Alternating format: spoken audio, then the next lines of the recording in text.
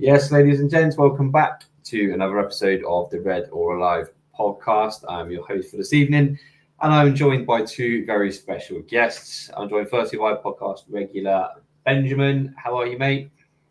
I'm all right, lads. It's going to be an interesting one tonight. I know heads have fell off, but we'll get into it. Heads have definitely fallen off in the podcast now. Also joined by our new podcast regular and breaking his podcast virginity, I believe, Ross. How are you, fella?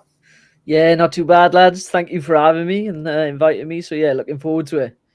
You're welcome. Thank you for joining us. So, look, I mean, there's one place to start and one place to talk, and that is the huge talking point and breaking news that has come out today, and subsequent breaking news off the back of that as well. But if anyone has been at work or hasn't seen the stuff that's come out today, Liverpool have officially approached Newcastle and had a bid rejected for believed to be around £110 million. That was put in around lunchtime today and has been rejected. And subsequently following that news, the more breaking news has come exclusively from Ben Jacobs, and then it's kind of gone around the other journos, is that Liverpool will not be returning to Newcastle with a second bid due to the nature of the rejection from the first one. Listen, there's a lot to unpick. We've had a lot of theories that we talked about off camera. People are talking about on Twitter, in the comments already. Let's dig into it. So, Ross, I'll come to you first. I mean, try not to bombard you with about 9 questions on this one, but look, I'll ask you first and foremost. Obviously, the bid's broken today that's come out for £110 million has been rejected. First and foremost, can I just get your initial reaction to the bid actually going in? So, I got to be honest, I was quite surprised at how it played out because me and Ben had been speaking around in the background. And I was adamant initially that, we wouldn't go in with a bid that would get rejected. Obviously, I was wrong on that. And obviously, it's gone in. And I think it's just setting the wheels in motion now to what's going to kind of unfold. I think from a Liverpool perspective, we showed our hand and we kind of had to show our hand. And it all comes down to timing. There's been a lot of talk about kind of Newcastle looking for their replacements and so on. But from a Liverpool perspective, how long do we wait before making that move? We've got priorities. We got the Community Shield game coming up in less than 10 days. So, yeah, I think it's good that the wheels are turning. And I think it's going to be a exciting few days now to see what happens. From both sides, there's reports flying everywhere. So, yeah, it's going to be a busy few days. Yeah, absolutely. Ben, I mean, we've come up with, kind of multiple different scenarios that we think are playing out. I mean, look, the line that had come from Liverpool leading up to today was that they weren't going to bid unless encouraged by Newcastle. Obviously, the reports that have come out this afternoon post that bid being rejected indicate that maybe Newcastle weren't quite welcoming this bid yet. So do you think Liverpool have gone early on this to try and force the hand? Or do you think Newcastle have encouraged Liverpool to the table? No, I don't think it's about going early. I just think it's part of the process with it, to be honest, lad. I think my opinion on it is that, well, look, every first bid is always going to... look at Geordies in the comments. They're the ones who are fucking fools, aren't they? Yeah. But anyway, with regards to how I think it's going, I think the optics of the deal have got to be beneficial for them, haven't they? At the end of the day, they can't be looking to give the player away pretty easy. Do you know what I mean? With regards to how I see what the news is broken, you can't go from Ornstein breaking the news to Ben Jacobs breaking news. Do you know what I mean? There's just no comparison. If Ben Jacobs is so, I'm sure he is a good journalist, but if he's so in the know with Liverpool, for instance, why wasn't he breaking the news earlier about the bid? Do you know what I mean? So, it's one of them. But look, I think we'll go into it in more detail, but I think it's part of how it has to play out. Newcastle have got to look like they're in the power, but ultimately, the fact is they need some of Liverpool's money, mates, because they can't even sign Weiser at the minute. Yeah. I mean, Ross, I'll ask you, we might as well kind of cover the whole situation rather than going back and forth between the two bits of breaking news. I mean, look, just to reiterate, the news I'm talking about is that Liverpool will not return with a second bid due to the nature in which the first was rejected. I mean, it's a bit of a fluffy line because the journalists are still covering their back by saying, but this may soften their stance later on in the window and they get a replacement in. I mean, Ross, do you think it's exactly that? Do you think this is a cooling off tactic? Do you think Liverpool are done with the transfer? What do you kind of make of that news that they won't return with a second bid? I don't think it's true at all. It makes absolutely no sense. We've been chasing the player for a little while now. I think a lot of effort behind the scenes has probably gone into it. So, you don't do all this work for a player of the caliber of Isak. Just and you have to think about the steps he's taken individually. Whether Newcastle fans want to believe it or not, obviously the player apparently has gone to Spain and training with his own personal trainers. It makes absolutely no sense for us to just bid, get rejected, and then go, oh yeah, do you know what? I'm just gonna absolutely just walk away from the deal. Why would we do that? It makes no sense at all. So no, I don't think we're done. I think it's all part of the game, and then we'll see what happens. We'll definitely return, from my opinion. Yeah, Ben. I mean, if you take it at face value, obviously Liverpool making a bid that I think we all know wouldn't be near getting the deal done at £110 million, and then deciding to walk away. I mean, do you think there's an argument in which Liverpool maybe didn't quite expect the rejection that Newcastle gave them? No, not at all. We know what we're dealing with. Look, I respect the club. I respect the fans. Some of them are carrying on ridiculous, saying 150 million up front. That doesn't happen in football. Do you know what I mean? Let's be real about it. Liverpool knew it was always a difficult deal to be done, but it's a deal that they've known about for a long time. Let's make no mistake about it. This is not Liverpool. I've just clicked the fingers and thought we'll shout out to Liam. I've just clicked the fingers and thought we'll go and buy him today. It's not the case. You've got to remember, for Liverpool to get this deal done, they've got to be painted in a bad way. Same with him. It's set up now for him to put major pressure on Newcastle, isn't it? An official transfer request. Once that's done, they're coming back. But I also think the optics of it probably helps them now try and secure a target in the midst of it all, doesn't it? People potentially may think that we've walked away. Liverpool haven't walked away. And if anyone thinks we have, well, then they don't know this football club and Michael Edwards and Richard Hughes there, then, do they? They're not just going to put a bid in for the sake of it, have a player, cause havoc behind the scenes, which is what is the case. They're not going to have him go to Spain and all that shit, you know what I mean? And then unrest him for nothing. The fact is, he wants to leave the football club, and the fact is he probably will leave the football club. Do you know what I mean? You don't want a player that doesn't want to be there. He's categorically saying he doesn't want to sign contracts and stuff. And it would be poor for Newcastle to not, take the money. And I know it's easier said than done, replace him well. But I'm sure people will still be able to get deals done for them. If, for instance, they bought a Watkins and a Wieser, for instance, it's not bad. Premier League proven. They'll get through it. At the end of the day, when we've, as an example, look at Trent, I know it's not a comparable. But as soon as Trent went and a new shiny toy came through the door, i.e. Frimpong, no one spoke about Trent. Do you know what I mean? And it will be the same for them. And how people are comparing the pair of them is ridiculous. At the end of the day, these are going to get a whopping offer off Liverpool in the regions of 130, 140. They're not turning that down. But what you'll see is just already the narrative's changed between their journals, hasn't it? From categorically not for sale and stuff like that to wanting a bid off Liverpool. I can see Gary saying he's not worth 150 mil. But he is to Liverpool, isn't he? Because he will be the top dog in the front line. Do you know what I mean? I don't know why people are asked about the money. He's the final piece. So, do you think Liverpool would be asked paying 150 million if they go and win trebles and all that? Not a chance. Do you know what I mean? So, look, it's not over yet. I can understand people, but this is the way the media works, Martin. They know how to dictate the play, and that's how it's going to go. Yeah, exactly that. I just wanted to bring this comment out because obviously, if there are Newcastle fans in the comments, obviously we want to hear from you guys as well. I mean, here, as you said, he hoped to become a bigger big because he snaked us. Done good, but deserves to move. Need to sort of shit out. I think, this is exactly it. I personally don't agree with the going on strike stuff. I hate it when it happens to us. I didn't like it when Coutinho done it to us, so I'm not going to be a hypocrite and say that I'm buzzing that Isak's done it. But I mean, I think Newcastle are a fantastic football club. I'm not going to. I know there's been back and forths with Geordies online, and they don't like us now, and vice versa. But Newcastle are a fantastic football club, and I think they've been hugely let down by their ownership this summer. I mean, we've spoken in length about PIF and the Saudis and the amount of money they've got, but there does seem to be this lack of understanding that they do need to go through a process to be able to spend that money. It's not like when they've invested in Live Golf, they've done the Formula One, the boxing, where they've been able to go and spend without restriction. They can go and do it and it works, because most of the time, 9 out of 10, you throw money at it, it will work.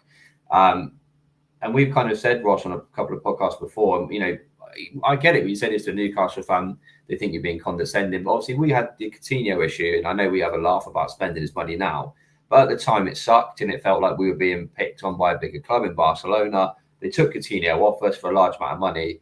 But what subsequently happened was we signed Van Dijk, Alisson, and we won the Champions League and the Premier League.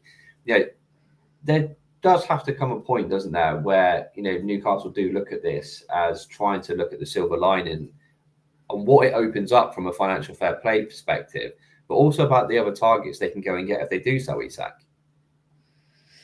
Yeah, from my perspective, it's as you said, like we've been in that position with Coutinho, and let's be honest, we was in no kind of state to be challenging for league titles or challenging for even basic stuff at that stage. And you're absolutely right, no one wants a player to go on strike. I can empathize with Newcastle fans. It's difficult, it is, but there comes a stage like where you have to look at the bigger picture of the club. And because we've been through it, obviously we have that kind of hindsight to understand, look, we used that Coutinho money to benefit us and we've gone on to great things. Okay, you may lose Isak, but you're not losing Isak for free. You're getting a tremendous amount of money for the lad, and you are. If you go and spend that wisely, you can go on to great things just like we did. And let's remember, like, if they do go on to great things and they start winning trophies and they start challenging for titles, that opens the doors for them even more. So they're in a bit of a dilemma. No one wants to lose their best player. That's a given. We wouldn't want to lose Mo. We wouldn't want to lose Van Dijk. But I think with the position they're in, they have a real big decision to make as to which road they want to take. But yeah, it's one of those things. Like, no fan wants to go through it. So I can understand some of the comments, about get him out of our club and that. We was there with Coutinho. We can't say we wasn't. We was. So it's going to be interesting to see how they play it. They could be on the brink of something special, and they've just got to make that big decision. Yeah, absolutely. Ben, I want to float a hypothetical at you, and I want to take the media reports as gospel for a minute. Go on. So I want to say that this is exactly how it's played out. Liverpool have gone in, made a bid today. They don't like the reaction and they've pulled out of the Isak deal. If that's the case, what on earth has gone on? Well, I'd question how the fuck we've got Florian Wirtz as the new number 7 if we were doing deals like that. It would be a waste of time. What's the point?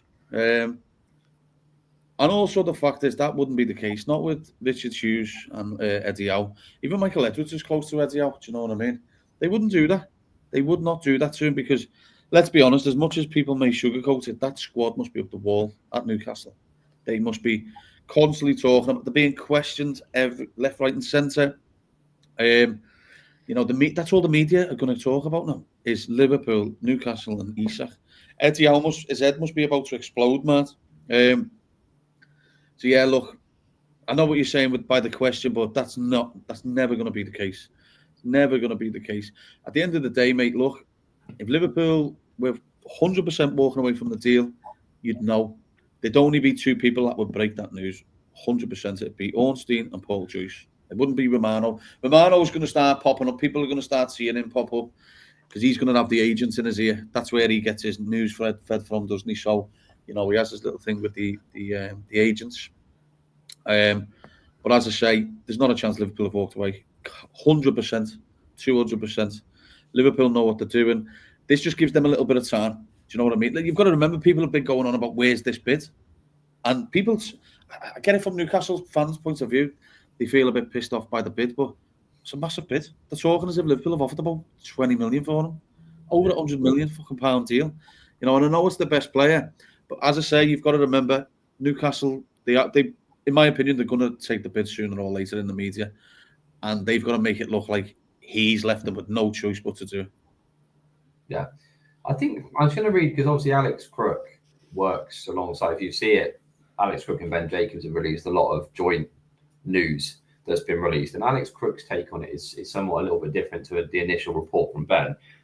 So he's just put that Liverpool will not get dragged into a cycle of rejected bids, as previously stated, having seen their initial offer in the region of a British record package rejected by Newcastle. Newcastle would need a suitable replacement before entertaining selling their star striker. He put stat striker, so he's made a typo, but star striker. Look, obviously, if we're going to take Ben Jacobs' news seriously, then we're going to take Alex's news seriously, because it's sourced from the same place and reported from the same place. If that's the case, Ross, that doesn't read that Liverpool are walking away from this deal. The BBC have reported it as Liverpool walking away. Quite frankly, there's a lot of differing reports on how this is being reported, but that one there reads that Liverpool have gone in for whatever reason. There could be multiple reasons. It could be a calculated bid. It could be them trying to force their hand. It could be multiple reasons.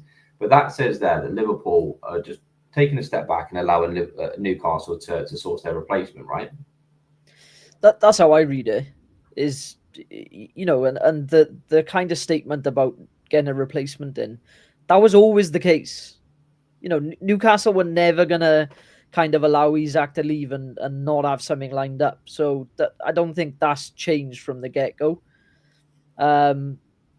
They need to obviously get their ducks in order and sort stuff out. And I do think, as you mentioned, Matt, about the bids could potentially just be a little nudge to go, look, we're serious type of thing.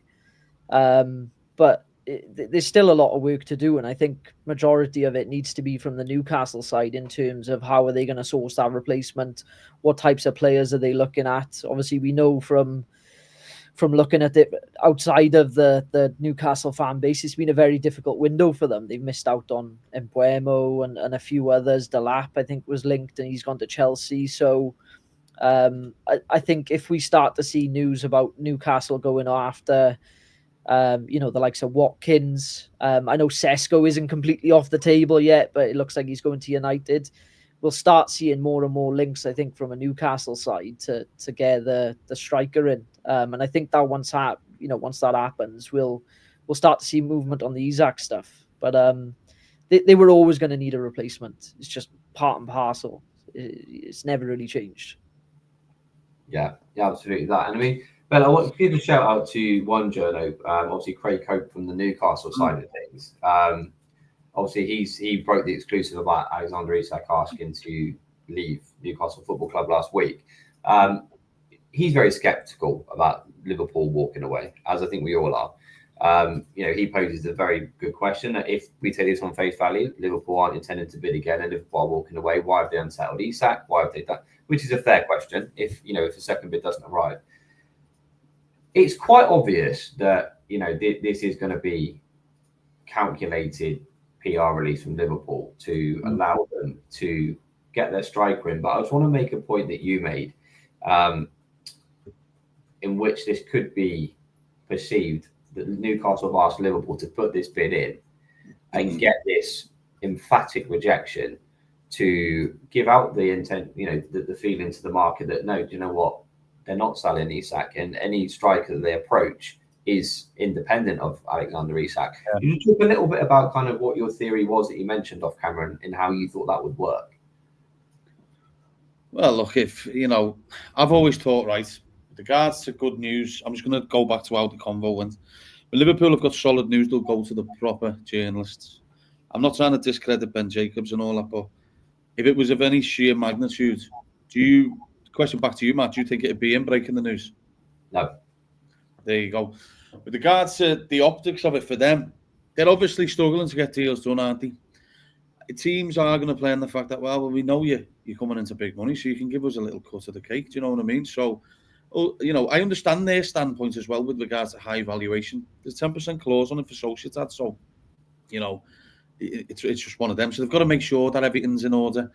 At the end of the day, if they get a signing or two in, which they will do, they'll pull the trigger on it, Liverpool, and get it all done. I think there's a number agreed in the background. I've said that to you for a while. A few people probably had a few things themselves on Twitter where they've seen people talking about it.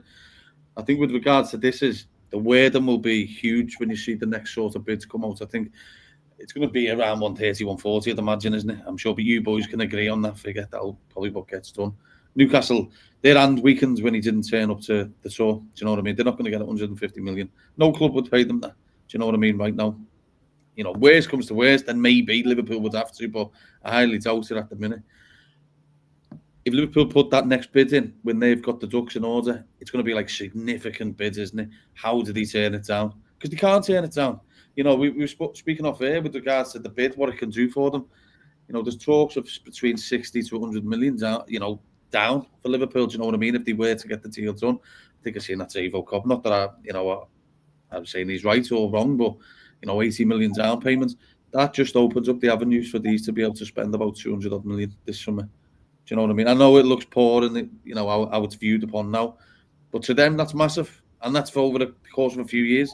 How can they turn that down? Because they, like we did, Matt and Ross, we had to go back to go forward. Do these just think they can just go forward? Because it's not going to fucking happen. And if that's the case, them Saudis will pack up and fuck off and go to another club. Because at the end of the day, they're there to throw money in and have success. They're competing with, I'm in Dubai at the minute. They're competing with the ones down the road. Do you know what I mean? With regards to the Arab, states. Do you know what I mean? There is a competition between the Arab countries and the Middle East. At the minute, how can Saudi compete? They're just fucking stagnating. Do you know what I mean? With players that don't want to be there. So they've got to do something about it. Let's be honest, I know it's a hard, visible thing for Newcastle fans to see, but if they get rid of Isak and go and buy a Paqueta, Watkins, Wiese, some sort of defender and something else, they're going to have a better campaign, aren't they? Does anyone in this chat, there's 134 in the chat, if they crack on right now with the struggling effects of not being able to sign players and Alexander Isak that can't even be asked to turn up, do you think they're going to get Champions League again? Not a chance. Not a chance. The top four gap is moving massive now compared to the others. So if they don't get things straight, they're going backwards. Yeah, I think this is the thing. I've seen already a few of the bigger Newcastle Twitters, I think they're YouTubes. You would have seen them, are chirping up about it. First and foremost, they're going very early on this to try and act like they've won for him to stay. But secondly, Ross, him staying at Newcastle, it's not a win for Newcastle, is it? Okay, you've kept your star player, but ultimately, I don't see how they can look at the situation that's happened this summer and consider it a win. They have had great difficulty in getting targets over the line. And we're not talking just like one target. It's repeated itself over multiple targets. So I think if they come away from this and there's a world where Isak stays at Newcastle, which in my opinion, I don't think it happens, I don't see how you can celebrate it as a win, And just to be clear from a Liverpool perspective as well, let's say it doesn't happen and we don't get Isak. I don't think we should be disappointed in that either. Look at the work we've done this summer, and I think if you offered us the type of players we signed without Isak, all of us would have snapped your hands off to get the likes of Wirtz, Ekitike, Frimpong, Kirkes, and so on. But no, I don't see it as a win. If I was a fan in Newcastle's position, I don't see it as a win at all. You've got your striker back, yes, but it's quite clear he's unhappy. If he's not going to leave this window, the likelihood is he's going to move in Jan. He's going to move next summer. And you've just delayed the reinforcements that you need. So no, absolutely not a win from my perspective. Yeah, I mean, just reacting to Lewis's there. I mean, Florian Plettenberg, pinch of salt, but he's basically saying that Isak's reiterated once again that he wants to join only Liverpool. Even Manchester United made an inquiry in recent days. I mean, that's bollocks. He's probably going to say fucking Isak wants the number fucking 10 shirts as well, isn't he? I mean, the players can remain optimistic that agreement can be reached this transfer window after a 120 bid was rejected. Yeah, I mean, I'm going to kind of reference Ethan's here. I mean, going on what you said, Ben, when Liverpool pulled out of the Jude Bellingham deal and they pulled out and it was done, it was Paul Joyce and it was a big deal and it was exclusive and it was final. It was Liverpool are not going for Jude Bellingham. They've called their interest. It's done. This press release is very fluffy, very, very fluffy. That bid was not a bid to sign Alexander Isak. I don't know I don't know what I believe that bid is for. I don't know. There's a couple of theories that make sense. Liverpool had no intention of signing Alexander Isak for 110 million. They've done it off the back of being told to do that. Yeah. Or I think, it's not beyond the thing is people, it's tin hat theory stuff, this, and people will think that this is really kind of going out there. But I don't think Liverpool are doing this to piss Newcastle off. I think if they can maintain relationships with Newcastle, they will, and it wouldn't surprise me if this is Liverpool's way to help Newcastle in the striker market, make it look like Isak isn't moving. If they've been definitively told no, and Liverpool have gone off and their tail between their legs, it's not happening. When they go to, when they go to Aston Villa and ask about Watkins, when they ask about Sesko, it makes it look like it's not definitive, because at the moment, whether it's done or not, they go and knock on the door at any striker, they're going to be thinking, well, they've got 150 million quid coming. But even what Kate said there, could he put a transfer request in? Yeah, that's another side of it. Are they looking to try and make Isak? I don't want a campaign for that, kick up a fuss more, but maybe they are looking at doing that. They are, aren't they? Fucking hell, it's going to get worse. If they've gone this far, mate, they're not just going to sit there, are they? Slot is a shit manager like his assistant, Van Bronckhorst. Very good. Very, very good. Just made him fucking famous today for being the most stupidest prick in the chat. Yeah, good one. That's my lie. Good one, mate. But just really is, obviously, we've got 162 in the chat at the moment. I haven't said it yet. Please like, comment, subscribe, share. It really, really does help the algorithm for us when we get these videos out. Ali here just saying, going for a few of the comments, his agent. Yeah, I think his agent will definitely be in the deal with Liverpool. Again, talking here about formal transfer requests. Completely agree with what Ted's saying there. Ornstein, Joyce, to be honest with you, Ross, I have a lot of time for Fabrizio Romano. I know he does rub people up the wrong way with how much he puts stuff out. But I think he's self-employed. He's got to try and get those clicks. But he's a reliable guy. He does get information. But I think reading between the lines with what Romano is saying, I don't think he's necessarily very close to this deal, is he? I don't think Fab has ever been really massively close to Liverpool deals, if I'm honest. When we look back at kind of historic transfers, we'd look at the likes of Joyce and David Ornstein and so on. Fab, I think, gets a lot of information from agents and gets snippets from elsewhere. But from my opinion, would I think Fab would be the one to actively kind of follow throughout this? I don't think so. Liverpool are very calculated in the media. We know that, with Michael Edwards from previous years. So for me, I think that the ones we've got to be looking out for as fans are the David Ornsteins and so on, and the Joyces. Again, Fabrizio's great at what he does. There's a lot of recycled information. He's a different type of journalist, a lot of clicks, and they make revenue off that. But I wouldn't say, no, from my opinion, he's not overly close. He's not someone who I follow as a fan to get what's going on with Liverpool type of thing. I think we just wait for the David Ornsteins. Yeah, absolutely. Ben, I just want to ask you a little bit about Newcastle as well. Obviously, David's put this up, and listen, it's not up for us to tell Newcastle what they should and shouldn't be doing. It's their player example, but we've had a conversation about obviously how they're using their media at the moment, and I think looking on face value, they've obviously got Lee Ryder, Craig Hope, Keith Downey, the three that I see that have pretty good reputations. All three of them are saying something different, and all three of them are coming up with different stories of how this is going to play out. Now, looking at it, and if you were, it was a suggestion from Fabrizio Romano, actually, speaking of him, that potentially reasons that people, strikers have swerved Newcastle is the treatment of Alexander Isak, and the fact that obviously they're not letting him leave the club. Do you think that could be a factor in why they are missing out on targets, is that they are almost being seen as not allowing players to take that next step? And do you think that could be damaging for their chances of securing a replacement? I think the problem that they've got is what we had when we had Luis Suarez. People viewed us as a stepping stone, but we're the destination now, aren't we? Do you know what I mean? And that's where they aim to get. And I'm sure one day they will be. But the fact of the matter is, They've got a player there who, for me, is the best striker in Europe. Should be called Arse Malay because he's chatting shit. Do you know what I mean? The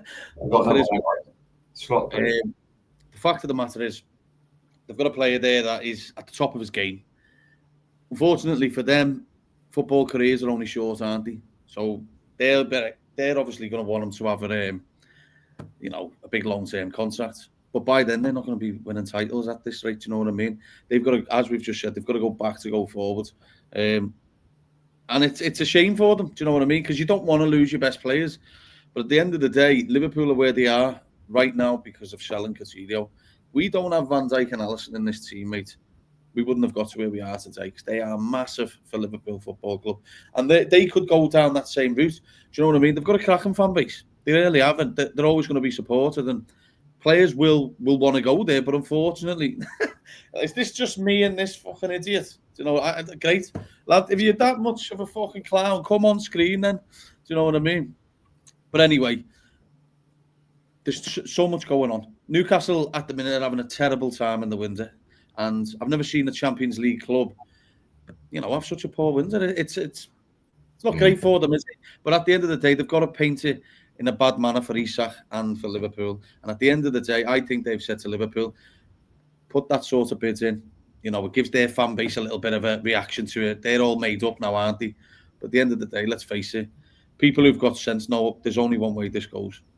Can I just touch on something you said, Ben, about obviously Newcastle being in the Champions League and they're having the window they are. And I think if we look at next season and what other clubs are doing to strengthen in the league, and we've spoken about this off air about, do we think Newcastle will get Champions League next season? In my opinion, I don't think it happens. And the more they delay something like this and don't make a definitive decision on how they want to progress, it's only going to hamper them. You either take the money and reinforce, or you either just get him back in a club and do what you need to do. Because it's not gonna benefit them. They need players. They're gonna need a bigger squad. They got more games to play next season and bigger games, more intense games against bigger teams. So I just thought I'd touch on that when you mentioned about Champions League. They got to get this decision right, otherwise they're gonna struggle. Yeah, I'm just gonna. Ethan just put there, Ben Jacobs, is why you guys talking. I was trying to look at it. So he's put a follow-up tweet. So this is Ben Jacobs. So he's put more on Alexander Isak. So Liverpool say no second bid planned as it stands, as revealed. The bid was £110 million fixed, no add-ons. Personal terms of Isak, not a problem. Liverpool bid with optimism this morning, but Newcastle's response was so quick and strong, another bid is not currently in the works. The key now is how Alexander Isak responds. Newcastle hoping he reintegrates and are prepared to offer him a new contract, likely with the ability to leave next summer. Should Alexander Isak double down and continue to push for a move, and Newcastle find striker replacements, Liverpool could revisit their stance, but only if Newcastle contact them to offer encouragement. Liverpool will not bid again unless Newcastle indicate they will discuss the sale. So, I mean, it's pretty much following. It's pretty much following the script that it's been following. It's pretty obvious to say that you don't let Alexander Isak leave your football club if you don't have a replacement.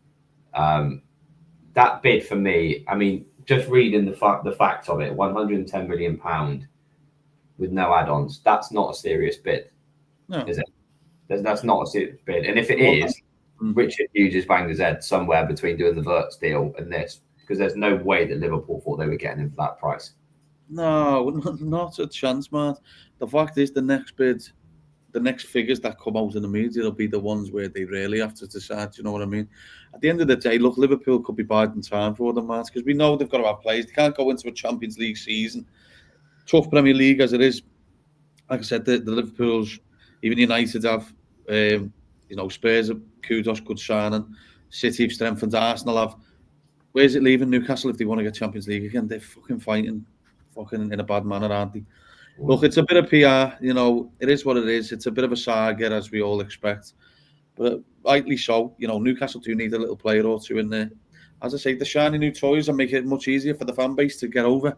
And at the end of the day, when you see the figures of like 130, 140, the fans know then. The real Newcastle fans who've got their heads screwed on, they know he's going to go. But they also know that it's going to be Liverpool know it's going to be a decent bid, Matt.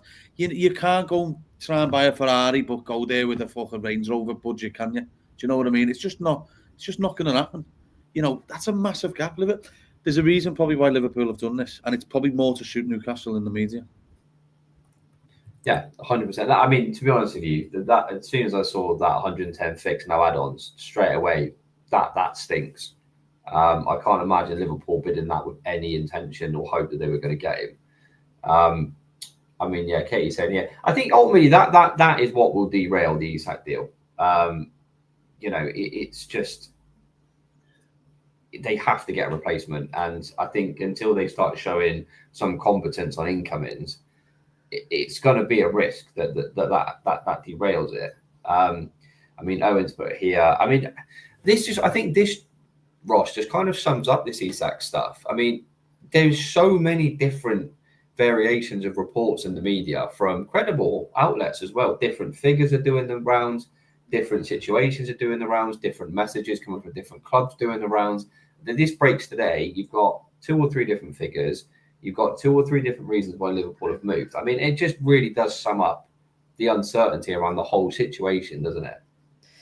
The thing is with these journalists, each of them have got different sources. And you're talking a transfer of this size that everyone is speaking about.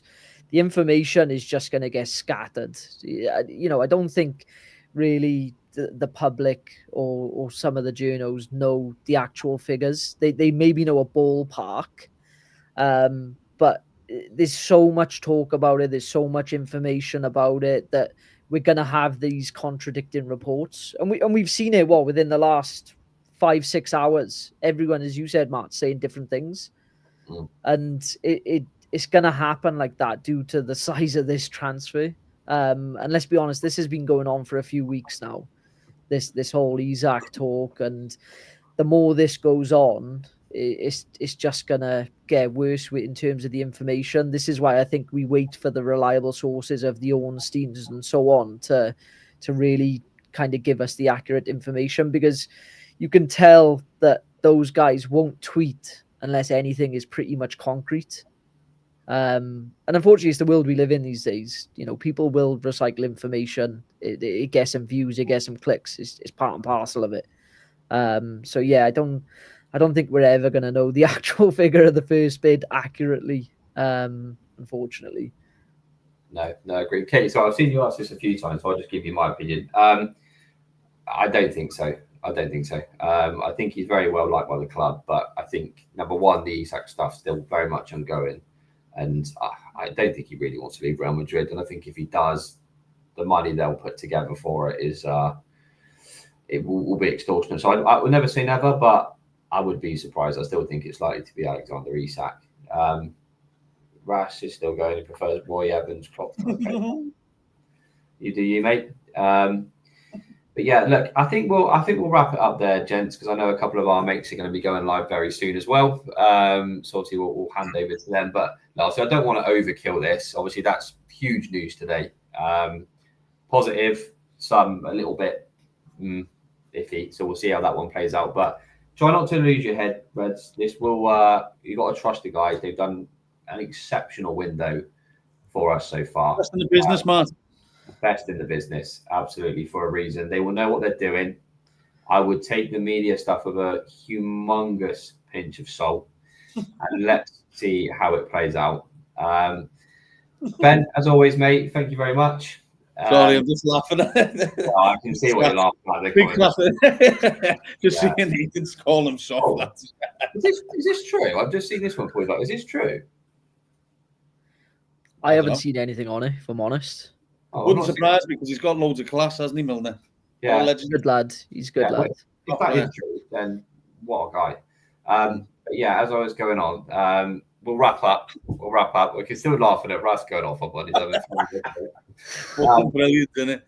But yeah, we're going to react to the news as and when it comes out. Like I said, we'll try not to overkill it because it's been a quiet week. Obviously, big news today. So we will see how this pans out over the next. I think we're probably going to be looking at a week now, aren't we? We have to wait for Newcastle to make moves. So try and keep Try and keep you cool, Reds. Don't lose your head. Don't get too worried. Let's try and trust the boys in charge. Yeah, go on, Kenny. I'll give you a shout out at the Geordies. Yeah, go on. Ross, thank you for joining me. How did you find it?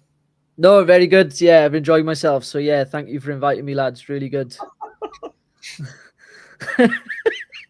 Even better for this.